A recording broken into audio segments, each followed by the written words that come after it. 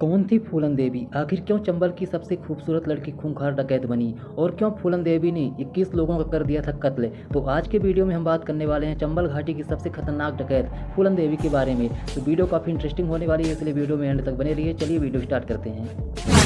दोस्तों, यूपी, राजस्थान और मध्य प्रदेश के कुछ जिलों में 100 किलोमीटर की परिधि में फैला हुआ एक भूभाग है चंबल।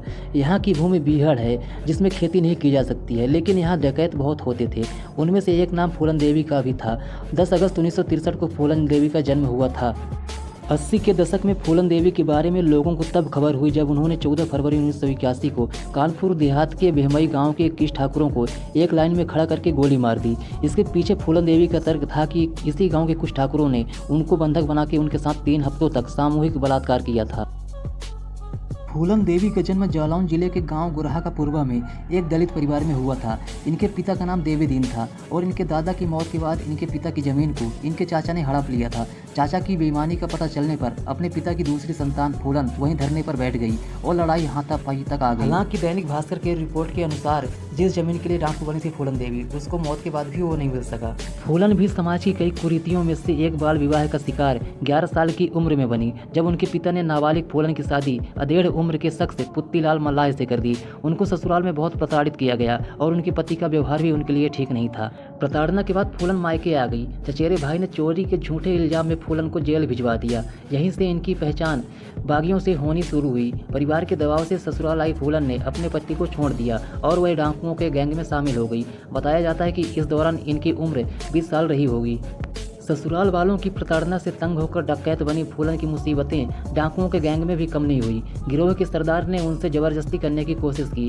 फूलन के साथ इस घटना के बाद पूरी गैंग की संवेदना फूलन के प्रति आ गई और इसी बीच विक्रम मल्लाह नाम के एक गैंग मेंबर ने सरदार बाबू गुर्जर का कत्ल कर दिया और खुद गैंग का सरदार बन गया। विक्रम मल्लाह के गैंग में 2 सगे भाई राम और लाला ठाकुर भी थे। कहा यह भी जाता है कि इन दोनों ने बाद में विक्रम मल्लाह की हत्या कर दी और फूलन को अपने गांव बेहमई उठा लाए। यहीं पर फूलन के साथ उन्होंने बारी बारी से रेप किया। गैंग के बाकी सदस्यों की मदद से वह छिपते हुए बेहमई से भाग निकली और खुद का गैंग बना लिया, जिसकी सरदार फूलन बनी। 21 ठाकुरों की हत्या के बाद फूलन और उनका गैंग पुलिस की हिट लिस्ट में शामिल हो गया। यूपी से लेकर मध्य प्रदेश और राजस्थान में पुलिस लगातार बागियों का या तो एनकाउंटर कर रही थी या फिर उनको सरेंडर करने पर मजबूर कर रही थी। इन सब में केंद्र की इंदिरा गांधी सरकार भी चंबल के डाकुओं को सफायद करने के लिए राज्य सरकार को हर संभव मदद मुहैया करा रही थी। फूलन के दौर में कई बागी पुलिस में सरेंडर कर चुके थे। मध्य प्रदेश पुलिस फूलन के सरेंडर की कोशिश में जुटी हुई थी। सरकार ने पहले भी कई कुख्यात डाकुओं का सरेंडर करा चुके एसपी राजेंद्र चतुर्वेदी को फूलन का सरेंडर करने की कमान सौंपी। इस क्रम में एसपी राजेंद्र चतुर्वेदी ने फूलन की कई शर्तें मान ली और उन्होंने मध्य प्रदेश के तत्कालीन सीएम अर्जुन सिंह के सामने हथियार डाल दिया। 1993 में सरेंडर के बाद फूलन जब जेल से रिहा हुई, उसके बाद वह यूपी के तत्कालीन सीएम और समाजवादी पार्टी के नेता मुलायम सिंह यादव के संपर्क में आई। 1994 में मुलायम सिंह यादव ने फूलन पर लगे सभी मामले वापस ले लिए और 1996 में मिर्जापुर संसदीय सीट से उनको चुनाव लड़ने के लिए पार्टी का टिकट भी दिया। वह चुनाव जीती और चंबल से सीधे देश के सर्वोच्च सदन आ गई। 25 जुलाई 2001 को अपने राजनीतिक महत्वाकांक्षा की पूर्ति के लिए शेर सिंह राणा ने दिल्ली के अशोका रोड स्थित घर पर फूलन की गोली मारकर हत्या कर दी।